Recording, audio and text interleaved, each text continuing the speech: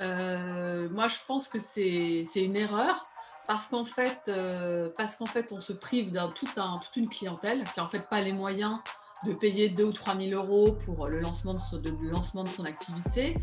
J'avais 500 abonnés et je suis passée à 1000 assez vite. À 1000 assez vite. Suite à l'affaire Marvel Fitness, j'ai triplé mes abonnés en une semaine. C'est le meilleur investissement que j'ai fait. Ça m'a coûté, je sais pas, 400 € et vraiment, ça a tout changé. Je pense que c'est 70% de ma clientèle, c'est ma chaîne YouTube. Et du jour où j'ai parlé de ce que je faisais, j'ai donné des cartes de visite, mon chiffre d'affaires a été multiplié par 3, mais en 3 mois.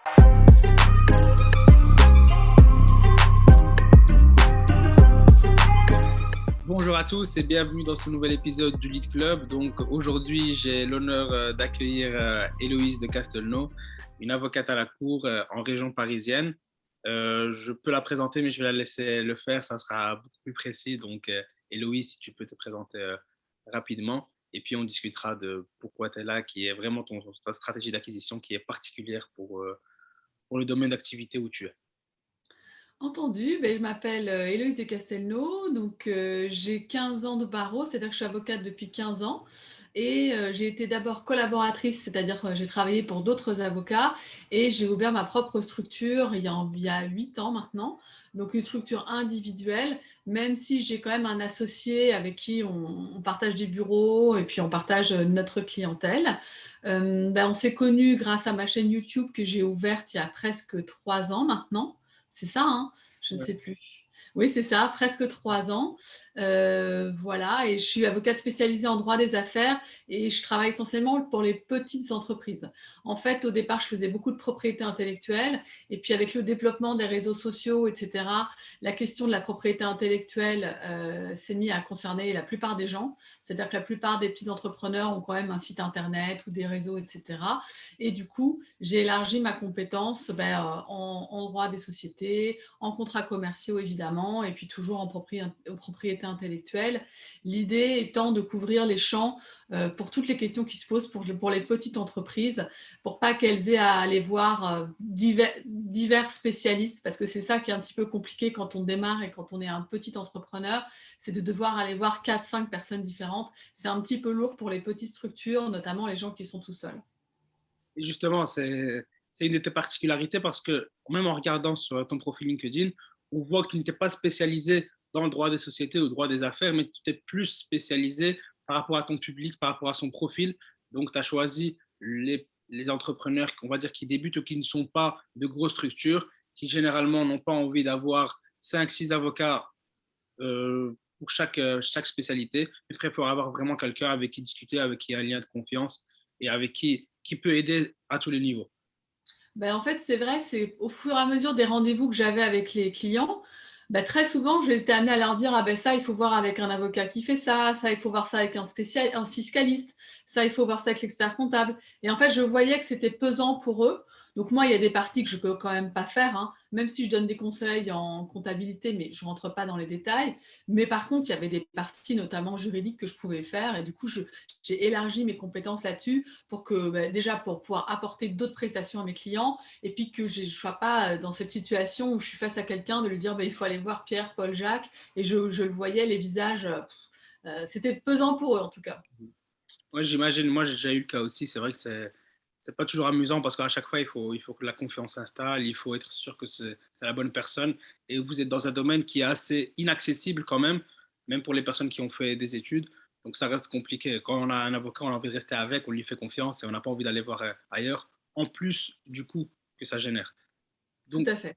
Donc ici, moi, j'aimerais justement, on a déjà parlé un peu du profil de tes clients, mais comment toi, tu les identifierais? Comment tu te dis, voilà, si tu devais résumer en une phrase, la cible que tu as? Eh ben, les entrepreneurs débutants. Voilà. C'est-à-dire les gens qui veulent, moi j'ai toujours eu beaucoup d'admiration pour les gens qui lâchent leur emploi salarié, qui veulent se lancer seuls. Parfois, ils le font parce qu'ils n'ont pas le choix, hein, ils sont licenciés, etc. Et puis tout d'un coup, ils se retrouvent à devoir lancer un projet, chercher des clients, à avoir quand même beaucoup de travail. Et moi, Et je trouve que, je ne sais pas comment c'est en Belgique, mais c'est vrai qu'en France, le système est très compliqué et très vite, ils sont face à beaucoup, beaucoup, beaucoup de questions qui les polluent, qui les stressent. Et donc, moi, j'ai vraiment plaisir à leur simplifier la vie, entre guillemets, et à essayer de clarifier ce chemin pour eux, qui est déjà en soi un chemin difficile. Hein. L'entrepreneuriat, c'est jamais facile de gagner des clients, de bien faire ses prestations. Et l'idée, c'est de les soulager de toutes ces démarches administratives, juridiques, pour qu'ils puissent aller de l'avant, en fait. Moi, c'est vraiment ça l'idée de mon cabinet depuis plusieurs années, c'est ça. Mais j'ai souri parce que tu as dit que tu ne savais pas comment c'était en Belgique. Dis-toi que nous, en Belgique, on trouve que la France, les démarches en France sont simples. Donc, c'est pour D'accord. expliquer le niveau. Donc, tu seras la bienvenue en Belgique, je pense. Euh, juste, comment j'aimerais procéder ici, j'aimerais juste, avant de rentrer ta stratégie d'acquisition, analyser, savoir un peu comment font les avocats en général, puis comme ça, après, on s'attaque à ton cas plus en particulier, comme ça, on comprend en fait comment les stratégies se font dans ce milieu-là. Alors, dans ce milieu-là, moi, ce que je trouve, c'est que, alors, d'abord, il y a la prospection qui, on va dire, classique, qui est la prospection dans la vie. On est dans la vie. Moi, c'est ce que je faisais avant. Avant d'avoir des enfants, je faisais ça. C'est-à-dire que tu vas dans la vie, tu es sur Paris, tu vas à des soirées, tu vas à des colloques, et puis tout le temps, tu parles de ce que tu fais. Tu donnes des cartes de visite. Comme ça, déjà, les gens comprennent ce que tu fais, à quoi tu pourrais être utile, et ensuite, ils te gardent dans un coin de leur tête. Et ça, c'est valable pour plein de professions. Hein. Les artistes, moi j'avais des amis intermittents du spectacle, ils me disaient, je suis obligée d'aller en soirée pour qu'on m'oublie pas sur les tournages, etc. C'est exactement la même démarche quand on est avocat. L'idée, c'est toujours, ah ben, j'ai compris ce qu'elle a fait et ce qu'elle fait dans la vie, et deux, je pense à elle et j'ai sa carte de visite. Donc ça, on va dire, c'est la prospection classique. Ensuite, avec le développement d'Internet, ce qu'il y a beaucoup, c'est qu'il y a des sites juridiques où les avocats vont publier. En général, ce qui est vu, c'est la spécialisation dans un secteur. Ils vont publier toujours sur le même sujet. Comme ça, pareil, les gens vont les identifier comme spécialistes de telle question. Donc, il y a la participation sur des sites de documentation juridique, il y a la participation à des colloques, il y a pareil en vidéo sur Internet, les gens vont intervenir dans des séminaires, etc. Moi, ce que je vois quand même, c'est que souvent, quand les avocats interviennent, c'est sur des questions très spécialisées qui s'adressent déjà à un public averti. Je trouve qu'il n'y a pas beaucoup de vulgarisation, en fait, c'est-à-dire d'informations basiques que les gens n'ont pas. Et moi, quand je vois des confrères communiquer, c'est quand même souvent sur des points très précis. La Cour de cassation a dit ça, le Conseil d'État a dit ça. C'est beaucoup, beaucoup ça. Et je trouve qu'il y a quand même un manque d'informations de base juridique, en fait. Et c'est un peu comme ça que moi, j'ai trouvé ma niche. C'est que moi, mon optique, c'est plutôt la pédagogie sur les principes simples à comprendre, ou simples ou pas d'ailleurs, mais les principes à comprendre pour les gens. Et je trouve que finalement, je me souviens, j'avais entendu une prof de fitness qui disait 90% des profs de fitness s'adressent à 5% des gens qui vont aller à la salle 4 fois par semaine.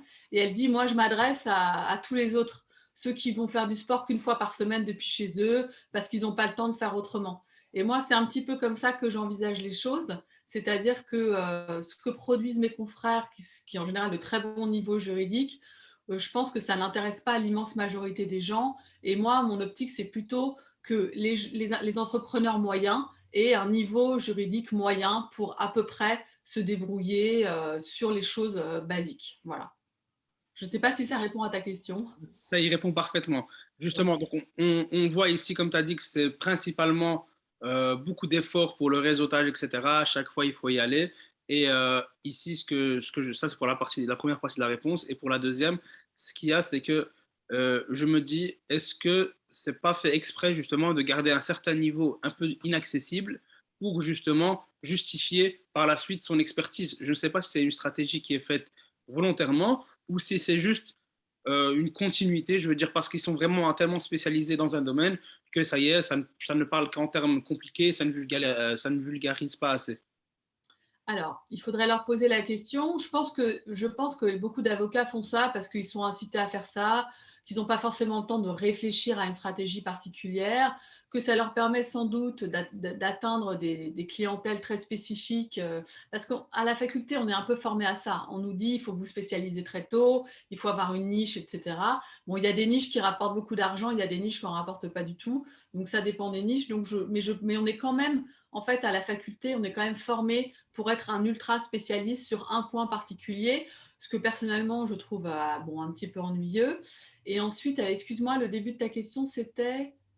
C'était, est-ce que c'est, en fait, est-ce que c'est une stratégie volontaire de, comme je t'ai dit, garder le côté inaccessible ou pas? Oui et non, parce que il y a en fait, le problème en France, et je pense que c'est la même chose en Belgique, c'est qu'il y a énormément de production législative. Il y a tout le temps des nouveaux textes qui arrivent, et ça, les avocats en sont quand même victimes. Parce que si tu veux, maintenant, c'est devenu très difficile de recevoir un client et de répondre à ses questions.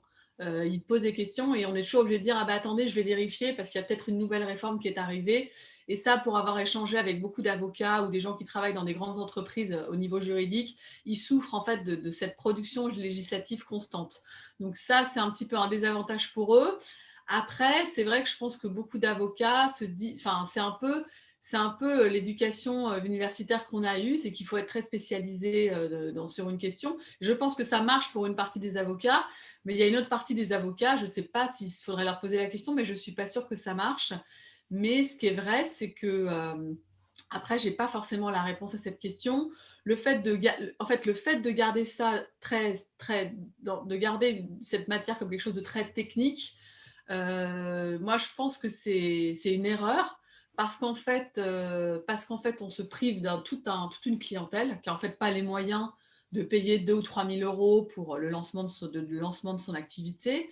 Donc, en général, on va avoir des gens qui vont lancer leur activité un peu de manière, ils vont bricoler, on va dire. Et puis, au bout de quelques années, après avoir commis 4-5 grosses erreurs qui leur ont coûté cher, ils vont finir par aller voir un avocat. Mais c'est vrai alors que s'il y avait moins de production législative, que les choses étaient plus simples et que du coup les avocats pourraient recevoir plus de public pour notamment la création d'une société, ben dans ce cas-là, ils auraient accès à plus de clientèle. Parce qu'il ne faut pas se tromper, il y a des avocats qui gagnent très bien leur vie, mais il y a aussi beaucoup d'avocats pour qui ce n'est pas forcément facile de faire assez de chiffre d'affaires chaque mois. Donc, je pense que les avocats se privent d'une clientèle, mais encore une fois, c'est aussi une question de production législative, et là, les avocats n'y peuvent rien. D'accord, c'est vrai que c'est plus clair. Tout ne dépend pas vraiment d'eux. Euh, Ici, Non, j'avais une. je Vas-y. pense, je pense que les avocats, ils sont un peu comme tout le monde, et surtout, ils sont tout le temps débordés, les avocats. Donc, en fait, les avocats, ils n'ont pas forcément le temps de réfléchir en profondeur à ce qu'ils font. Ils avancent, ils chopent des clients à droite à gauche, mais au niveau de la stratégie, autant les grands cabinets qui gagnent bien leur vie, ils vont réfléchir à des stratégies particulières, autant l'avocat généraliste de base qui va travailler pour les petites sociétés, lui, je ne suis pas sûre qu'il ait le temps de réfléchir énormément à sa stratégie d'acquisition. C'est- Ouais, c'est vrai que vu comme ça, c'est une autre manière de voir les choses. Tu m'avais dit justement que toi, tu as fait un autre choix, mais pour une certaine raison. Et j'aimerais justement que tu la présentes parce que moi, je vois cela d'un œil extérieur comme une stratégie de génie, mais en fait, ça naît d'un besoin qui était limite primaire. Justement, j'aimerais que tu expliques la démarche qui t'a poussé à changer de stratégie, en fait, et d'arrêter de rester dans tout ce qui est stratégie classique d'acquisition. Alors, il y avait deux éléments à ça, enfin, notamment sur la création de ma chaîne YouTube. Il y avait d'abord que moi, j'étais une grande fan de YouTube depuis 10 ans. Tout ce que j'apprenais. Enfin, dès que je m'intéressais à un sujet, mon premier réflexe, c'était d'aller sur YouTube, de voir des vidéos parce que j'ai une mémoire auditive, donc j'aime bien les vidéos, j'aime bien entendre les voix, c'est comme ça que je retiens les choses. Et d'ailleurs, il y a 10 ans, j'avais lancé un projet de chaîne YouTube que j'avais complètement avorté. Mais ça m'était quand même un petit peu resté dans la tête. Et puis surtout, mon premier projet de chaîne YouTube, ça n'avait rien à voir avec ce que je fais dans la vie, donc je ne sais pas si c'était très utile. Mais ça faisait quand même longtemps que je me disais, c'est dommage, tu as un vrai savoir-faire parce que tu as fait 7 ans d'études, que tu es avocate depuis 10 ans. C'est dommage de ne rien en faire de plus que des dossiers, en fait. Et puis, je suis devenue mère de famille. J'ai déménagé en banlieue parisienne.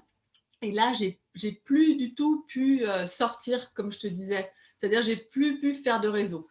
Et c'est l'année où j'ai perdu mes deux plus gros clients. pour des raisons assez banales, c'est-à-dire que la personne chez mon client qui m'avait fait venir est partie de la société. Donc en général, on part avec la personne, ça arrive très souvent.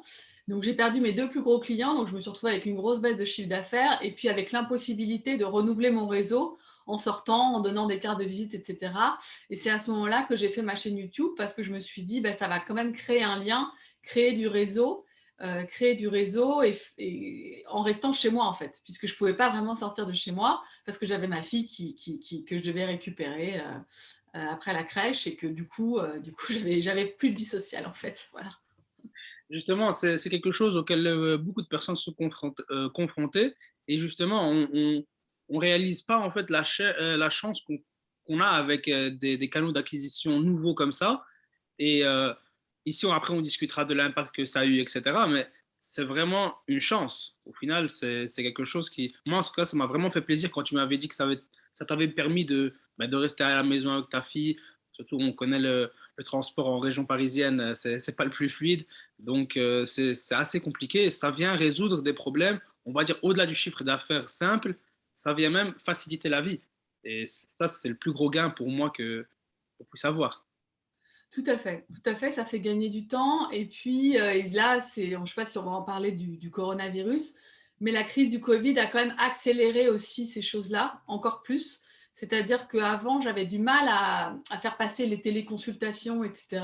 Et puis maintenant, c'est complètement acquis.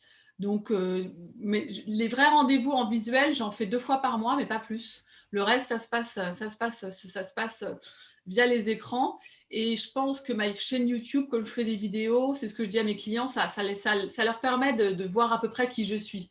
Parce qu'après, engager un avocat qu'on n'a jamais vu de sa vie, c'est pas évident, même qu'on a vu en téléconsultation. Mais je trouve que les vidéos que je fais, ça permet aux gens d'avoir une idée un peu de qui je suis et ça permet d'humaniser un peu la relation et ça permet de remplacer une rencontre en vrai, en fait. Voilà, la plupart du temps. Et donc justement, donc cette nouvelle stratégie, si tu peux, on va dire, on a déjà parlé, on a compris que c'était sur YouTube, etc. Mais si tu peux la détailler un peu plus, je sais que tu communiques un tout petit peu sur LinkedIn quand même, à chaque fois qu'il y a une vidéo qui sort. Ici, YouTube, tu m'avais même parlé d'une formation parce que ça a pris du temps avant de pouvoir démarrer. Quand on commence, on ne s'y connaît pas bien. Donc vraiment, si tu peux nous présenter ta stratégie d'acquisition et la détailler un tout petit peu. Alors, au départ, c'est vrai que j'ai démarré donc en faisant des vidéos YouTube. Bon, au départ, ça met beaucoup de temps parce qu'il y a la question du son, la question du montage vidéo, c'est des choses que je ne savais pas du tout faire. Donc, j'ai dû apprendre un petit peu au fur et à mesure. J'ai toujours laissé en ligne ma toute première vidéo où il y avait un problème de son parce que je me dis, je la laisse, comme ça les gens verront l'évolution. Donc, j'ai quand même progressé. Bon, les abonnés, je m'étais dit que ça allait progresser plus vite, mais ça n'a pas progressé vite du tout au début. C'est-à-dire qu'au début, c'est vraiment le tunnel, hein. On est tout seul. Et en plus, au début, je publiais des articles écrits sur LinkedIn.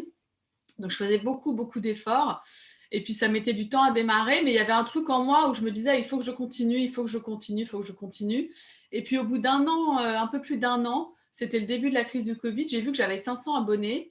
Et j'ai trouvé ça beaucoup et ça m'a donné. Et puis, c'est à ce moment-là que j'ai quand même eu des gens qui m'écrivaient parce qu'ils avaient besoin de conseils juridiques. Du coup, ça m'a donné foi en fait de continuer.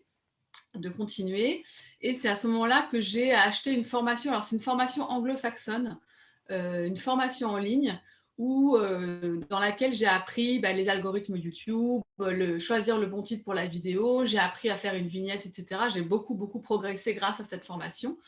Et cette formation, elle m'a permis 2 choses. Elle m'a permis, moi, de progresser sur YouTube. Et ensuite, moi, de comprendre que ce qu'il fallait que je fasse aussi, c'était une formation en ligne. Là, on n'en a pas encore parlé, mais je prépare actuellement une formation en ligne pour les micro-entrepreneurs sur toutes les questions juridiques et administratives à se poser. L'idée, c'est quand je suis face à un client qui est micro-entrepreneur, l'idée, c'est de lui dire, voilà, pour quelques centaines d'euros, vous avez une formation en ligne où vous allez pouvoir répondre à toutes les questions que vous vous posez. Alors attention, ce n'est pas de la consultation sur mesure ou c'est pas la rédaction d'un contrat commercial parce que ça peut se faire que en sur mesure. C'est pas. Mais par contre, ça va pouvoir gérer tout le paralégal, le dépôt de marque, les inscriptions, les papiers à remplir, etc. Et du coup, cette formation m'a servi à ça.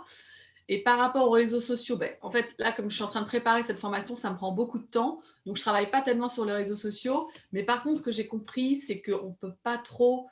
Les réseaux sociaux, c'est facile de publier une vidéo, mais ça s'apprend en fait. Que ce soit LinkedIn ou YouTube ou Instagram, il y a quand même des choses à apprendre. Et c'est pour ça que, une fois que la formation sera terminée, je vais vraiment me concentrer là-dessus, sur apprendre ce qu'il faut que je fasse, partager les vidéos, voir s'il faut faire des posts, éventuellement me former avec quelqu'un qui va me dire sur Instagram comment on fait un Reels, parce que tout le monde parle des Reels, mais moi je ne sais pas comment en faire un.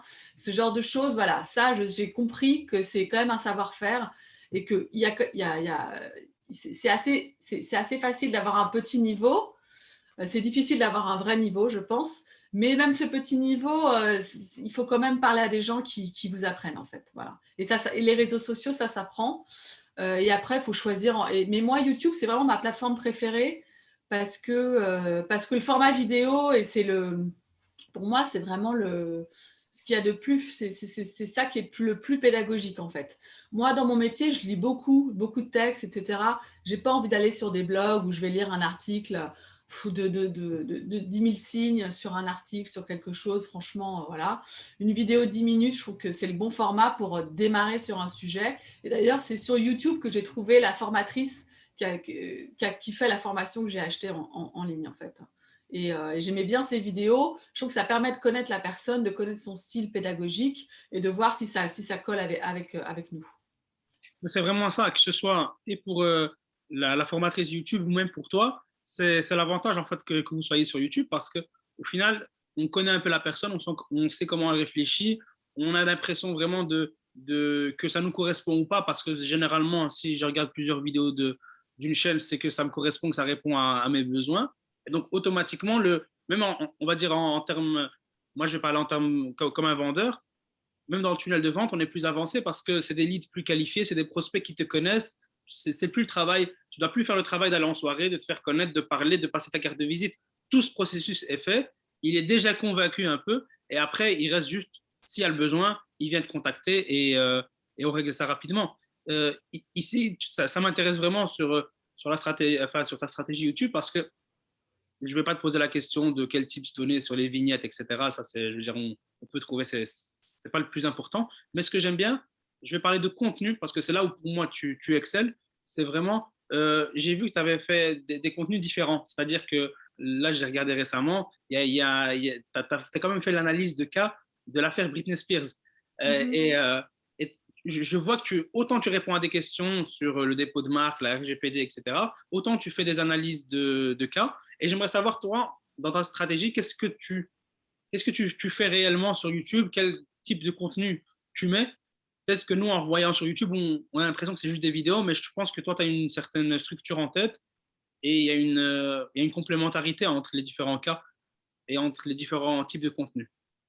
Alors au départ, je m'étais dit, je vais faire toutes les questions auxquelles est confronté un entrepreneur. Et puis j'ai un petit peu changé après la formation, pardon. Et après, en fait, je cherche mes sujets de vidéos en utilisant les recherches Google, voir les recherches qui sortent le plus, voir, en regardant aussi ce que fait la concurrence, les titres de vidéos.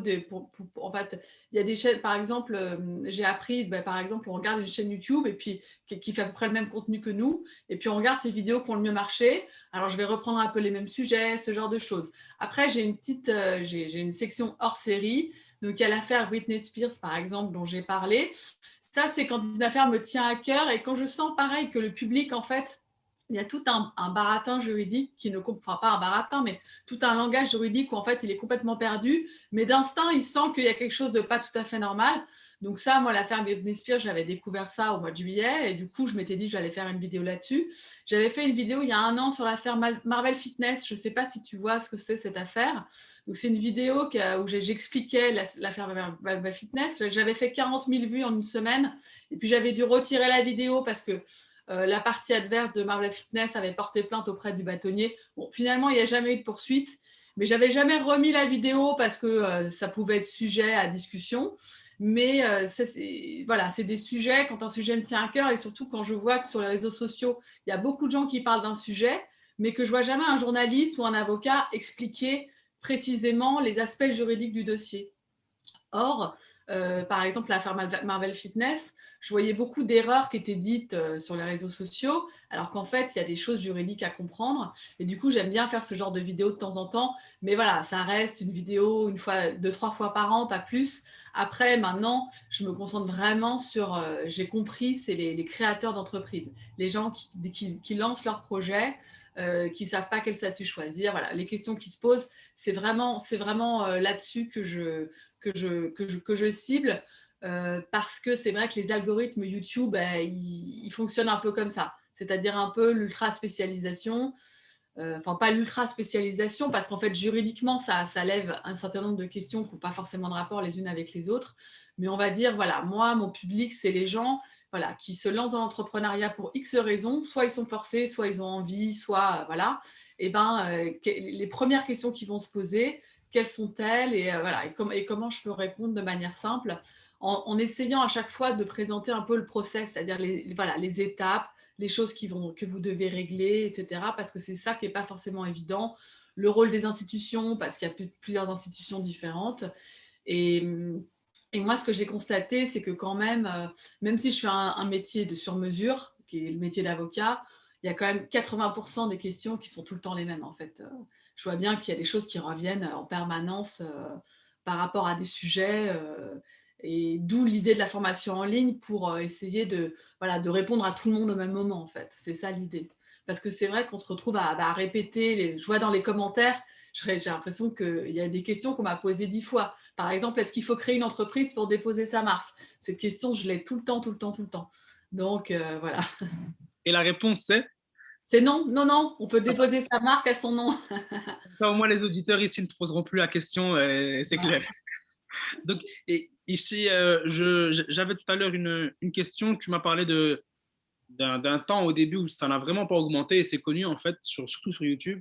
C'est sur tous les réseaux en général, mais YouTube en particulier. C'est qu'au début, il te teste, il veut voir que tu as de la qualité, etc. Il y a plusieurs KPI qu'il analyse, comme par exemple le taux de visionnage, qui est sur une vidéo de 10 minutes, si tu as 80%, c'est qu'en moyenne, on regarde 8 minutes. Et donc, plus les gens regardent tes vidéos, etc., plus tu es favorisé par l'algorithme. Et après, une fois que tu es crédible à ses yeux, là, normalement, ça explose. Et comme tu as dit, tu te retrouves avec des 40 000 vues en une semaine, ce qui est vraiment exceptionnel. Ici, tu n'as pas eu de chance parce que la vidéo, voilà, elle était sujette à certaines controverses. Mais sinon, moi ici, j'aimerais savoir, tu as eu un début difficile, on va dire, ou poussif, et tu as pris la formation YouTube qui t'a permis d'accélérer. Après combien de temps tu l'as prise et surtout, en tout, après combien de temps ça a démarré, sachant qu'après, on en reparlera de l'effet Covid qui a permis, heureusement, d'aider à cette évolution. Alors, je l'ai prise au bout d'un an et demi. J'avais 500 abonnés. J'avais 500 abonnés et je suis passée à 1000 assez vite. À 1000 assez vite. Suite à l'affaire Marvel Fitness, j'ai triplé mes abonnés en une semaine. Ça a vraiment été une vidéo qui a été énormément vue, où donc mon nom est remonté, remonté.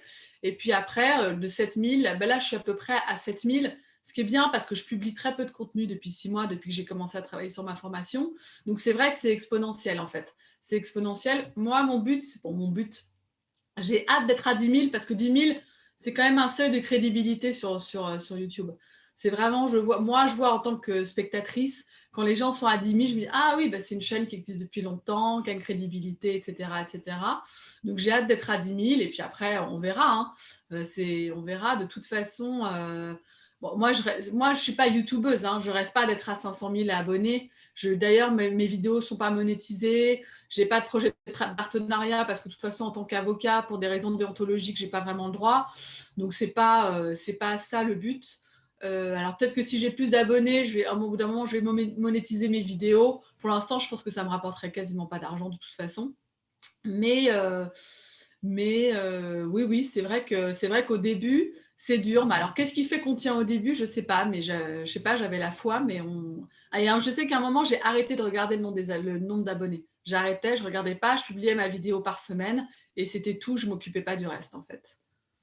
D'accord. Et cette formation, au-delà voilà, du fait de savoir prendre un titre, enfin choisir le bon titre, améliorer sa vignette, etc., qu'est-ce qu'elle t'a réellement apporté? Parce que les gens ont quand même une peur de prendre des formations, ce que je ne comprends pas. Mais justement, toi ici, quel déclic ça t'a créé? Ça a tout changé. Ça a tout changé parce que j'ai compris en fait, j'ai compris, qu'en fait ce projet que j'avais de parler de tous les sujets pour une entreprise, ça n'avait pas vraiment de sens. En fait, la vidéo YouTube, ça doit être la bande-annonce de tes services en fait. Donc ça doit être des vidéos assez simples qui vont présenter par exemple les 5 aspects de telle question, les 10 étapes de ça, des choses simples en fait, c'est ça. Et puis surtout de se dire voilà, la vidéo elle s'adresse surtout quand même à des gens qui ne me connaissent pas. Parce que moi pareil, j'avais toujours l'idée, je m'adresse à un entrepreneur qui va regarder toutes mes vidéos, il va pouvoir faire son entreprise. Alors qu'en fait non, elle s'adresse essentiellement à des gens qui ne te connaissent pas. Et donc, ça a tout changé parce que j'ai progressé aussi sur Canva en graphisme. Enfin, j'ai progressé très vite sur des choses sur lesquelles je perdais énormément de temps. Énormément de temps. C'est le meilleur investissement que j'ai fait. Ça m'a coûté, je ne sais pas, 400 euros. Et vraiment, ça a tout changé. Ça a tout changé parce que j'ai appris à mieux monter la vidéo. J'ai vraiment gagné en expertise. Et puis, la question des titres pour remonter plus dans le moteur de recherche. Non, non, ça. Et ça, je vois bien la différence avec, pas mes concurrents, parce que moi, je suis dans un secteur, en fait, il n'y a pas vraiment d'avocats. Il y a quelques experts comptables, des étudiants en droit qui font des choses. Et je vois très bien la différence. En fait, j'ai remarqué sur YouTube, soit il y a des gens qui vont mettre beaucoup d'énergie sur la production pour que ce soit très beau, soit il y a des gens qui vont faire aucun effort, aucun effort. Mais en fait, moi, j'ai remarqué sur YouTube, le niveau d'exigence visuelle n'est pas très élevé. Par contre, ce que je vois, c'est que dans mes concurrents, entre guillemets, personne ne fait l'effort du marketing, en fait. C'est-à-dire de la question des titres, à qui on s'adresse, etc.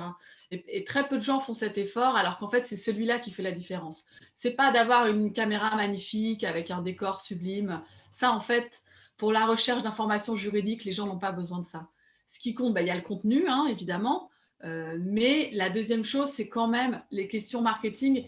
Et moi qui viens, tu vois, d'une profession intellectuelle où on va prendre un petit peu de haut tout ce qui est communication marketing, là, j'ai vraiment compris ce que c'était que le marketing. C'est des choses qui s'apprennent, en fait. Voilà, c'est quand même déjà en fonction des types de réseaux sociaux, mais aussi c'est des choses qui s'apprennent, de se poser à la place de son client et de se dire qu'est-ce que la personne qui regarde mes vidéos a dans la tête et qu'est-ce qu'elle recherchait pour pouvoir répondre à ce besoin, en fait. C'est à ce niveau-là que ça a été un peu une révélation. Mais bon, après, moi, ça m'intéresse, hein, les questions de marketing, mais c'est quelque chose que j'ai vraiment vu chez les chaînes qui font un peu les mêmes sujets que les miens. C'est qu'il n'y a pas du tout, il peut y avoir un très gros effort dans la production audiovisuelle. Souvent, les hommes, j'aime bien, je crois qu'ils aiment bien faire des jolis trucs, je ne sais pas, techniques, mais sur le marketing, pas du tout. Et les titres, notamment sur le titre qui est en fait l'élément le plus important sur YouTube, parce que c'est un moteur de recherche comme Google et que du coup, voilà, c'est le titre, ça fait les 3 quarts des vues en fait. Et justement, t'en parlais beaucoup, je comptais pas en parler, mais là, vu que tu m'as tellement donné envie de savoir, qu'est-ce que tu as appris pour toi? Quel est un bon titre? Comment trouver le bon titre? Tu peux résumer, Alors, tu es formatrice YouTube, je pense, mais voilà. le bon titre, déjà, il y a les titres sous forme de questions qui reviennent beaucoup. Il y a tout ce qui est 5 choses à savoir sur un sujet, les 3 étapes, c'est-à-dire des titres où la personne va se dire ah ben c'est simple en fait. Et puis, alors par contre, la formation que j'ai faite, elle t'apprend avec des outils de marketing internet à trouver le bon titre, hein, en fonction du nombre de recherches par mois, des sujets. Donc ça, c'est difficile à expliquer comme ça. Il faut utiliser des outils souvent payant d'ailleurs, on va trouver un titre justement pour que ce soit quand même qui corresponde à une niche, qu'il n'y ait pas trop de recherche sur le sujet pour que les gens puissent s'identifier. Et ensuite, voilà. Mais par exemple, dans mon secteur, sur la micro-entreprise, il y a un titre qui marche très bien, c'est devenir micro-entrepreneur en 2020, devenir micro-entrepreneur en 2021, etc. Ça, c'est un titre qui fonctionne très, très bien. Et des petites chaînes YouTube qui n'ont pas beaucoup de vues, elles font une vidéo comme ça, elles ont énormément de vues. Donc ça, j'ai beaucoup regardé aussi. Des vidéos, des chaînes YouTube où il y a tout de suite une vidéo qui fait beaucoup de vues. Et il y a beaucoup tout ce qui est tuto aussi, les tutoriels, où on va filmer son écran et on va montrer une démarche qu'on fait en ligne. Ça, les gens aiment beaucoup parce que ça, c'est ce qu'il y a de plus compliqué, les démarches en ligne. Les gens n'aiment pas ça. Ça marche très bien. Et moi, par exemple, moi, je suis très, très cliente de ça. Des gens qui, sur Internet, filment leur écran et ils montrent ce qu'ils font. Pour tout ce qui est conseils, par exemple, je me souviens, moi, à un moment, je suivais beaucoup de chaînes sur des conseils en finances personnelles. Mais il y a des gens qui montraient le tableau Excel qu'ils faisaient, ils notaient leurs dépenses, leurs recettes, etc. Moi, j'aime bien les savoir-faire très pratiques, en fait.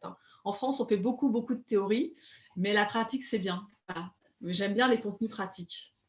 Ouais, je suis justement de cette école de sortir du scolaire où on donne que de la théorie, etc., mais vraiment donner des pistes parce que les gens, il y a tellement d'informations qu'ils ont plus vraiment besoin d'informations supplémentaires, mais ils ont besoin de solutions réelles, pratiques et résoudre leurs problèmes rapidement.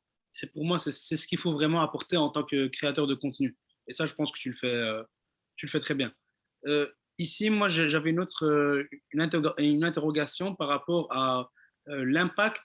Donc ici, moi, j'ai envie d'encourager les gens à se lancer sur YouTube, etc., ou au moins à montrer les bénéfices que ça peut avoir, même dans un domaine qui, a priori, enfin, tu fais pas du make-up, etc.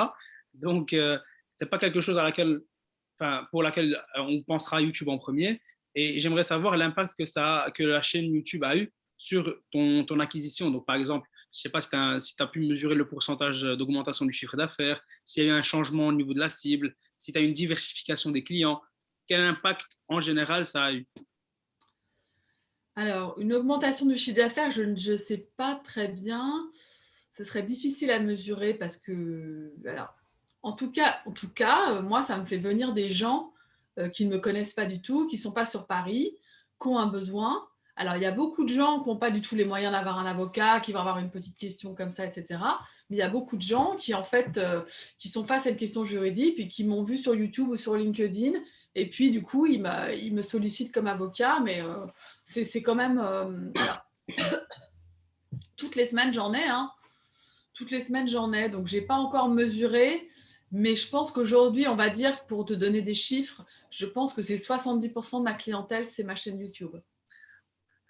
Ah ouais, c'est vraiment encourageant. Ouais. Oui, oui, c'est beaucoup. Alors, et en fait, surtout, ça permet de créer ce premier contact. Parce qu'après, par exemple, là, j'ai une cliente pour laquelle je travaille en ce moment. Je l'ai quand même eu plusieurs fois au téléphone avant qu'elle me confie une mission. Une vidéo YouTube, c'est pas les gens me voient en vidéo et puis ça y est, ils me font un chèque d'une provision de 2 000 euros. Hein. C'est pas comme ça que ça se passe. Mais ça permet d'avoir ce premier contact. Moi, je propose des téléconsultations de 45 minutes.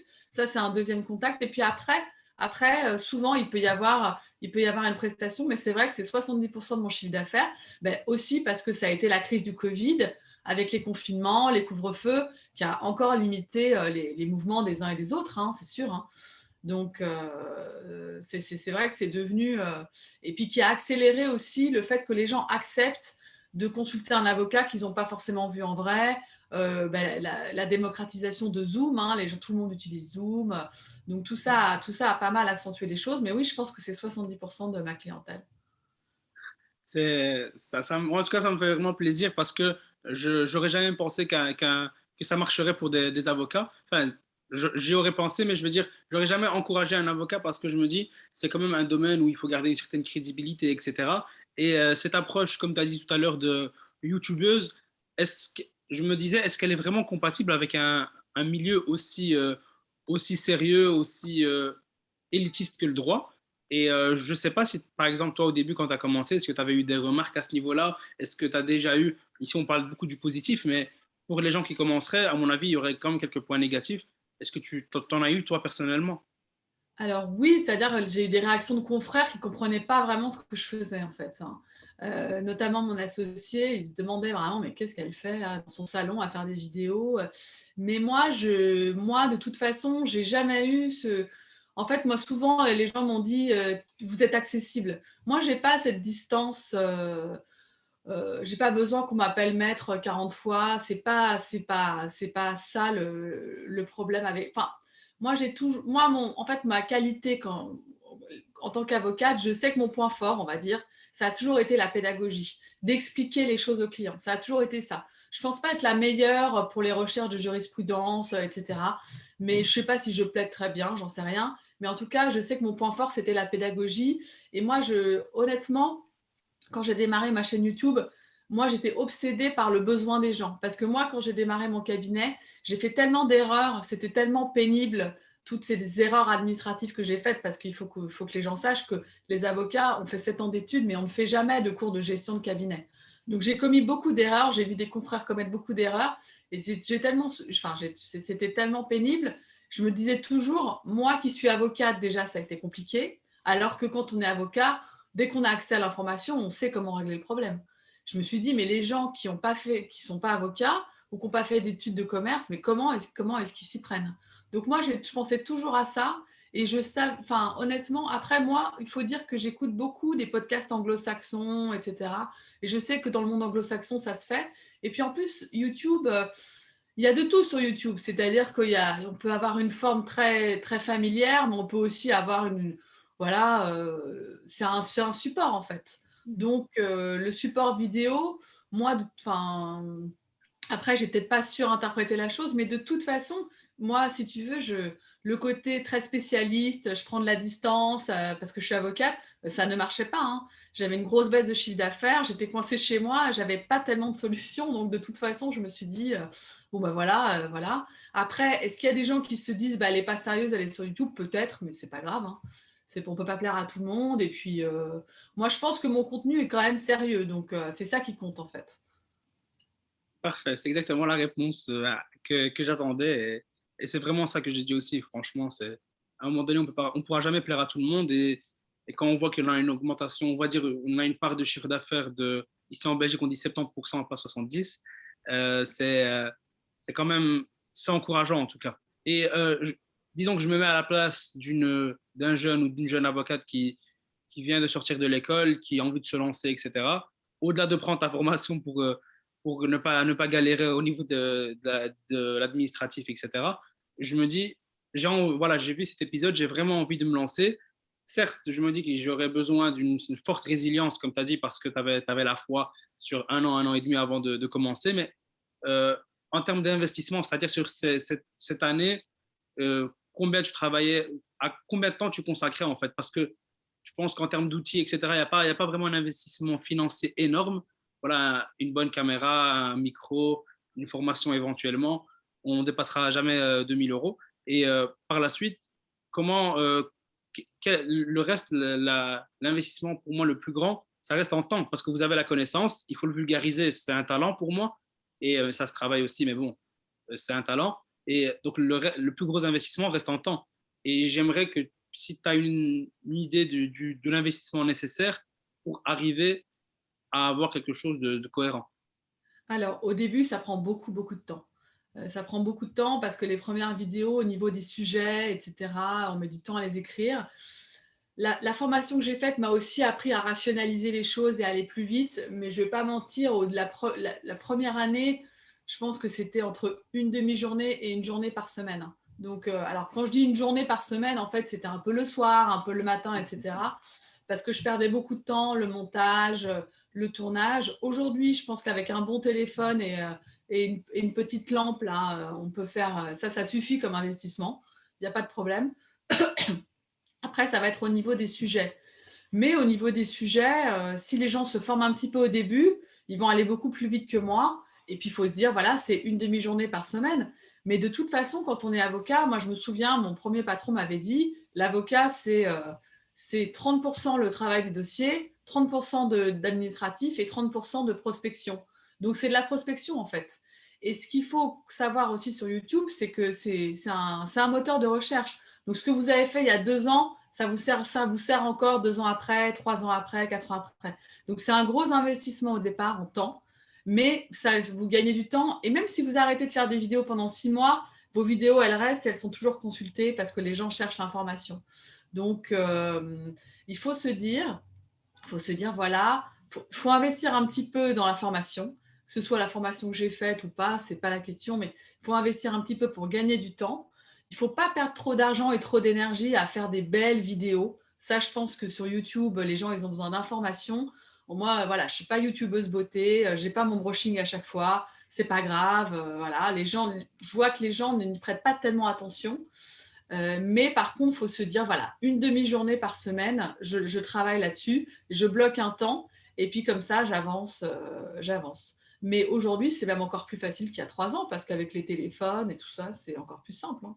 Et justement, tu parlais de faire le montage toi-même. Est-ce que ça n'a pas été un frein? Parce que je me dis, tu viens vraiment d'une formation qui n'a rien à voir avec ça et te retrouver à devoir tout faire. Est-ce que c'est une bonne méthode ou est-ce que maintenant à refaire, t'aurais pris quelqu'un, on va dire un jeune qui sait bien faire ça et tu aurais sous-traité ça pour pas très cher?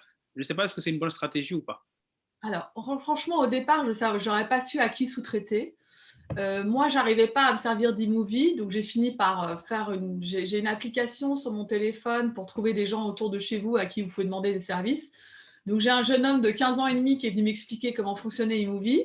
Ça a duré 40 minutes et puis après, j'avais compris. Moi, j'aime bien quand même savoir faire les choses. C'est-à-dire, même si je sous-traite, j'aime bien comprendre et savoir faire les choses. Après, pour être tout à fait honnête, le montage, parfois je fais ça le soir, ça me détend, c'est quelque chose qui est assez simple à faire.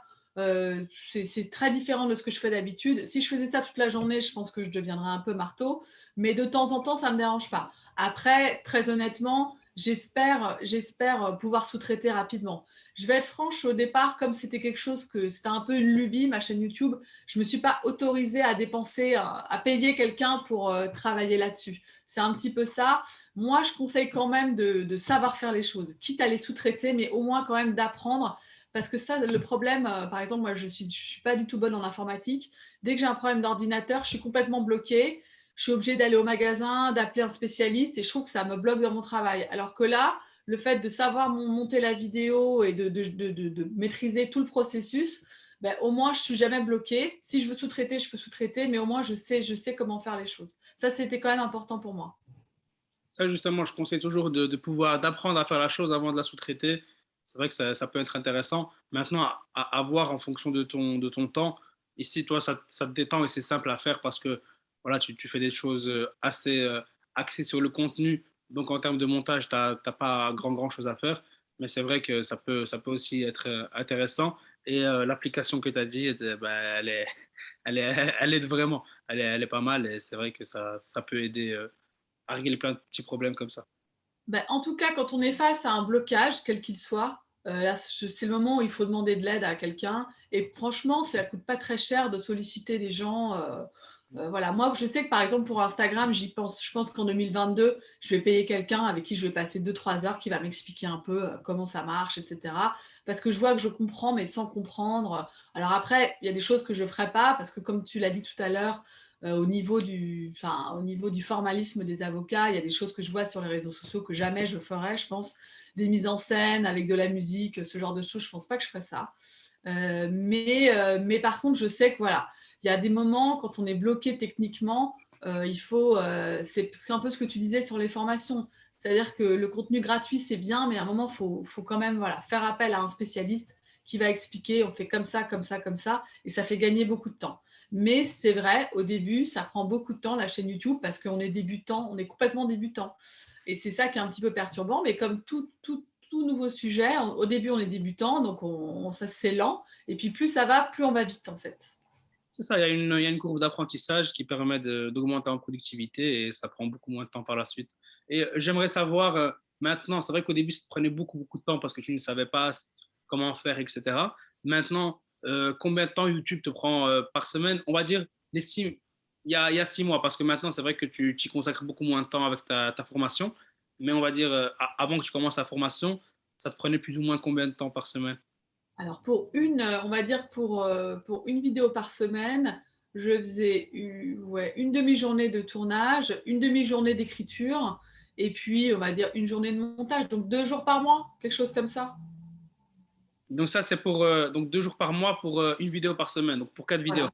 Voilà. Voilà, c'est ça, c'est ça. Parce que les sujets, c'est ce qu'il y a de plus long à préparer, mais après, c'est quand même un petit peu tout le temps la même chose. On les présente de manière différente, etc. Mais maintenant, les sujets, je les connais vraiment par cœur, en fait. Hein. Pas par cœur, mais je sais exactement ce que je vais dire dans mes vidéos, comment je vais le présenter, ça vient assez vite. Le tournage, maintenant, j'en tourne 4 d'un coup. Comme ça, je sors qu'une fois ma caméra, etc. Et puis le montage, je fais ça au fil de l'eau. Le montage, quand même, ça continue à me prendre un petit peu trop de temps. Donc, effectivement, je pense que d'ici peu de temps, je vais sous-traiter. Mais moi, de toute façon, dès que ma formation est terminée, normalement, à partir de janvier 2022, je vais reprendre le rythme d'une fois par semaine.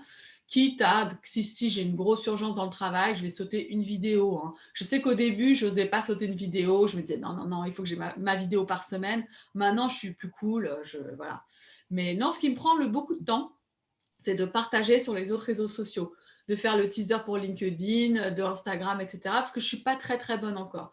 Il faut que j'apprenne à programmer mes posts sur Instagram, ce genre de choses. C'est pour ça qu'il faut que je me forme encore pour gagner du temps sur ces questions-là ou éventuellement le sous-traiter aussi.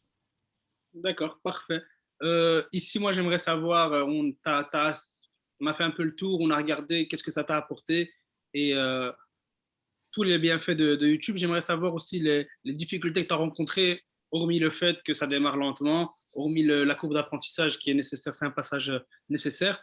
J'aimerais savoir, est-ce que tu as rencontré d'autres difficultés et au-delà du jugement de tes confrères, est-ce qu'il y a d'autres difficultés rencontrées dans la prospection? Parce que généralement, quand on analyse des cas comme ça, la personne présente un peu tout ce qui est beau et on se dit on va lancer et puis on se rend compte qu'il y a des difficultés qu'on ne voyait pas nécessairement. Et ça, justement, j'aime bien les mettre en avant pour que les gens sachent à quoi s'attendre. Alors la difficulté, bon, c'est une petite difficulté, c'est pas dramatique. Bon, il y a des gens qui posent énormément de questions. Alors moi je réponds, je laisse des petits messages oraux sur Instagram, etc. Mais il y a des gens qui vont quand même un peu trop loin. Ils ont besoin d'informations, mais il y a quand même un moment où je suis obligée de dire, bah, pour l'information détaillée, il faut faire un rendez-vous, que les choses soient formalisées. Surtout les jeunes, j'ai remarqué, mais je pense que les jeunes, ils ont un côté, voilà, ils y vont, mais c'est vrai qu'il y en a, ils posent une question, puis ils reposent une question, puis il y en a un, une fois, je lui ai dit, bon là, vous allez trop loin. Donc il y a ça, mais c'est pas forcément désagréable. C'est juste que ça prend un petit peu de temps. Non, moi j'ai pas trop de retours désagréables. J'ai pas, non non, j'ai rien de particulier. Rien de particulier. Après, je suis pas une très grande youtubeuse. Hein. Je pense que les gros youtubeurs, il y a quand même beaucoup de messages et de commentaires qui sont laissés. Moi, dans les commentaires, c'est vrai qu'il y a un moment, les gens me posaient des questions trop précises. Donc maintenant, j'ai un peu des réponses toutes faites pour voilà, cette question-là, elle est trop précise, trop détaillée. Je peux pas vous répondre comme ça. Le désavantage, alors mes vidéos les plus vues, c'est sur le dépôt de marque. Là, j'avoue que le dépôt de marque, j'en ai jusque-là. Mais bon, parce que les gens me posent tout le temps des questions sur ce sujet et qu'en fait, c'est un sujet qui est faussement facile. C'est des choses qu'on peut faire tout seul, mais voilà. Donc, mais bon, c'est pas grave ça. Non, honnêtement, sur le côté négatif, non, non, il n'y a pas de. Moi, j'ai pas de retour particulièrement négatif. Hein, non, non.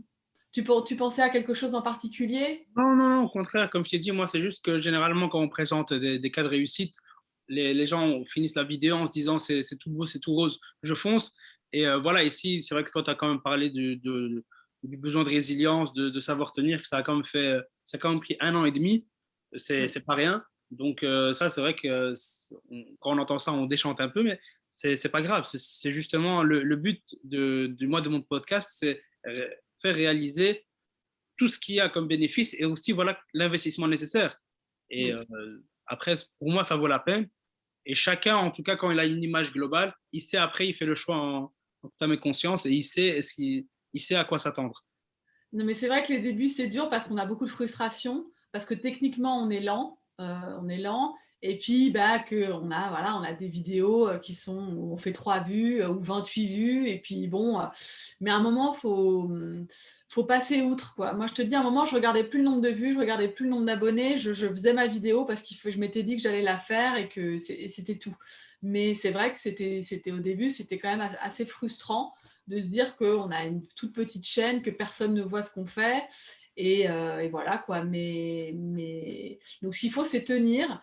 Et ce qui n'est pas facile, surtout s'il y a des avocats qui regardent ta vidéo, c'est que comme on sort déjà de 7 ans d'études, bah, on a un savoir-faire. Et là, il faut tout recommencer à zéro dans un nouveau secteur. Et on se retrouve comme un débutant. Et c'est ça qui est pénible en fait. C'est de se retrouver comme un débutant sur des questions où on se dit, oh là là, c'est du marketing, c'est de la vidéo. Et puis moi, je doutais beaucoup. Je me disais, est-ce qu'il faut vraiment que je fasse ces vidéos ou pas? Ou est-ce qu'il faut que j'arrête, que je fasse autre chose? Est-ce que ça va marcher? On se pose beaucoup de questions, en fait. C'est ça qui est, c'est psychologique. C'est la psychologie qu'il faut tenir. Parce que le temps, le travail, c'est pas grave ça. L'important dans un projet, c'est de tenir. Mais tu vois, je regardais le documentaire sur Orelsan, là, sur Prime Amazon, et j'ai bien, je sais pas si tu l'as vu, mais il sort son premier vrai album, et là, il se fait attaquer parce qu'il avait fait une chanson sur les femmes, etc. Et il se retrouve avec un procès, etc. Et là, moi, je dis toujours aux gens, ceux qui ont réussi, c'est ceux qui ont tenu. C'est ça, il faut tenir dans la tempête. Lui, il a tenu, il a ressorti un album et puis après, voilà, sa carrière a été lancée. Et en fait, c'est ça, mais ça, c'est dur, il faut tenir. Et le meilleur moyen de tenir, c'est quand même d'avoir un peu une foi en fait que ça va réussir. Et surtout sur YouTube, la foi, c'est de se dire que ça aide des gens, que ça a aidé des gens. Et grâce à ça, même un petit commentaire qui dit « Ah, merci beaucoup, ça y est, j'ai compris », mais ça m'aidait à tenir quand même, à tenir et à faire que je continue et à me dire, ben voilà, ça vaut la peine parce qu'il y a quand même des gens à qui ça a servi. Voilà. C'est ça, et au début, c'est quand même moi, je trouve que c'est un bon entraînement pour l'ego, etc., parce on s'apprend un coup. C'est-à-dire qu'au début, surtout voilà, pour un avocat qui a fait 7 ans d'études, qui est quand même socialement, c'est un exemple de réussite, faire 3 ou 20 vues, ça doit faire mal. Mais par la suite, effectivement, il faut tenir, il ne faut pas s'arrêter à ça et se dire, voilà, moi, mon objectif, c'est sur le long terme. Il y a plein de gens qui lancent des vidéos YouTube, qui font 3-4 vidéos, enfin, qui lancent des chaînes YouTube avec 3-4 vidéos, ça ne marche pas, ils laissent tomber. Et le but, c'est vraiment de garder le cap, de rester résilient. Et à un moment donné, s'il y a de la qualité derrière, ça paiera.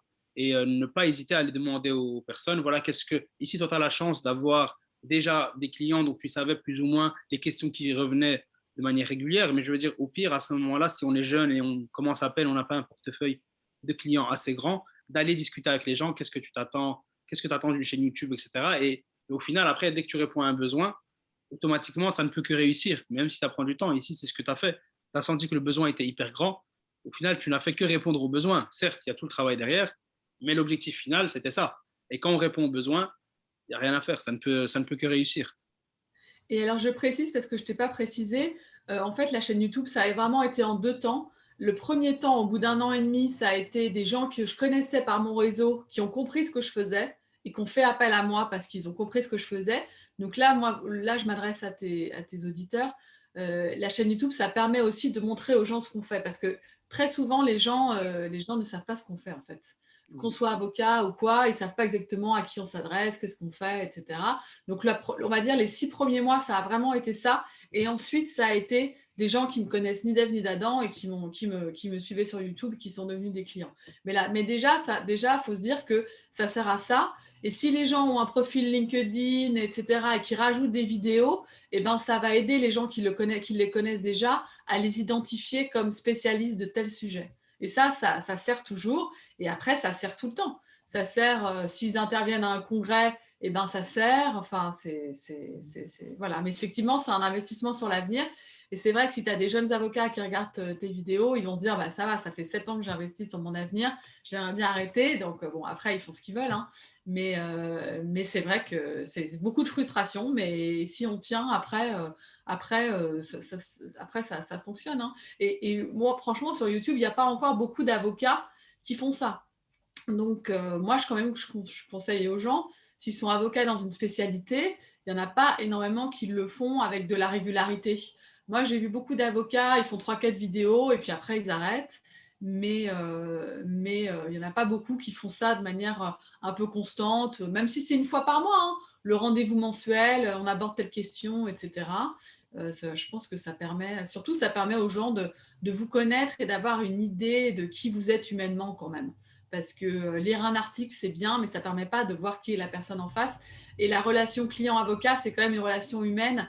Il faut qu'il y ait une confiance, il faut qu'il y ait quand même une petite affinité humaine, quoi. Sinon ça ne peut pas fonctionner, notamment pour les dossiers compliqués, hein. Parce qu'avocat, on traite plusieurs types de dossiers. Il y a des choses qui sont simples et puis il y a des choses qui sont beaucoup plus compliquées, où là, il faut vraiment être en connexion avec son avocat. Non, c'est un peu partout comme ça. C'est vraiment le côté humain, il n'y a rien à faire. Venir parler sur les réseaux, etc., ça crée un premier lien, un premier contact et la personne a l'impression de vous connaître. Et en plus de ça, toi, de l'autre côté, vu que tu réponds aux besoins, ben, si elle vient, tu sais quel besoin elle a. Et au final, tout s'accélère parce que vous connaissez un peu. Et c'est ça qui est bien. Ici, tu donnes beaucoup de. Enfin, comme si tu donnais quelques conseils aux jeunes avocats. Moi, j'ai envie de te poser une question. C'est vraiment quel conseil tu donnerais à Héloïse de Castelnau d'il y a 15 ans? C'est-à-dire qu'elle vient de commencer, elle vient d'être fraîchement diplômée. Qu'est-ce que je pourrais lui dire? Quel conseil tu te donnerais à toi et par extension aux jeunes avocats de maintenant? Eh ben, c'est de parler de ce qu'elle fait. Parce que moi, quand j'ai démarré, j'étais très pudique. Je parlais pas tellement de ma profession quand je sortais, etc. Et du coup, en fait, bah, j'avais jamais de clientèle personnelle. Et puis, au bout de quelques années, je me suis aperçue que les gens pensaient même pas que je pouvais en avoir une. En fait, j'étais collaboratrice, donc je travaillais pour un autre avocat, mais j'avais le droit d'avoir des clients personnels. Et je parlais jamais de ce que je faisais. J'étais assez pudique. Je disais oui, je suis avocate, mais je rentrais jamais dans les détails. Et puis en fait, j'ai quand même remarqué chez d'autres avocats qu'en fait, il faut parler de ce qu'on fait pour que les gens sachent ce qu'on fait. Il faut parler parfois aussi de dossiers. Et du jour où j'ai parlé de ce que je faisais, j'ai donné des cartes de visite, mon chiffre d'affaires a été multiplié par 3, mais en 3 mois. Enfin, c'était totalement différent. Donc vraiment, moi, le conseil que je donne aux jeunes, parce que c'est vrai qu'il y en a certains qui sont un peu réservés ou qui n'osent pas, il faut expliquer aux gens ce qu'on fait. Voilà. Et puis montrer qu'on aime ce qu'on fait, voilà, pourquoi est-ce qu'on fait ça, je fais ci, etc. De bien expliquer tout le temps. Voilà, dès qu'ils vont quelque part, il faut que tout le monde sache qu'ils sont avocats. Et puis comme ça, et c'est comme ça qu'ils vont développer une clientèle, parce que s'il n'y a pas de clientèle, il y a pas de... On arrête, hein. La clientèle, c'est tout en fait, hein. Donc, et c'est ce qu'il y a de plus dur quand on est avocat, c'est d'entretenir son réseau pour la clientèle, c'est ce qu'il y a de plus compliqué. Moi, en tant que mère de famille, je me suis beaucoup comparée aux femmes médecins. Parce qu'on a un peu le même type de profil. Alors, ils font des études qui sont beaucoup plus dures que les nôtres, mais c'est des études longues, etc. Et j'ai remarqué que souvent, les femmes médecins, elles ont 3 enfants, parfois plus. Parce qu'en fait, quand tu es médecin, notamment si tu travailles à l'hôpital, eh ben, en fait, tu as un poste qui est acquis, tu as une clientèle qui est acquise, tu n'as jamais de problème de clientèle. Donc, c'est pas du tout compliqué d'avoir des enfants, etc. Enfin, voilà. Mais les avocates, j'ai vu que beaucoup parce qu'elles ont un enfant ou deux, bah, elles ont des ruptures de carrière. Et je vois bien que la différence, c'est ça. C'est la clientèle, c'est le réseau. C'est est-ce que j'arrive à entretenir ma clientèle. Donc, enfin, voilà, si on est jeune avocat, c'est le conseil que je me donnerais à moi-même il y a 15 ans, c'est parle beaucoup plus de toi, de ce que tu fais. Déjà parce que ça intéresse les gens. Et puis comme ça, les gens savent ce que tu fais. Et si jamais ils ont besoin de quelqu'un ou qu'ils connaissent quelqu'un qui a besoin de toi, ils feront appel à toi. Sinon, personne ne pensera à toi. Ouais, surtout surpasser, si je devais rajouter un petit truc, moi, que j'ai vécu en tant que jeune, c'est le syndrome de l'imposteur. C'est-à-dire que quand on commence, on se dit qu'on n'est pas encore légitime. Et il faut vraiment commencer et ne pas avoir peur des jugements, etc. Il y aura des remarques négatives, etc. C'est pas grave.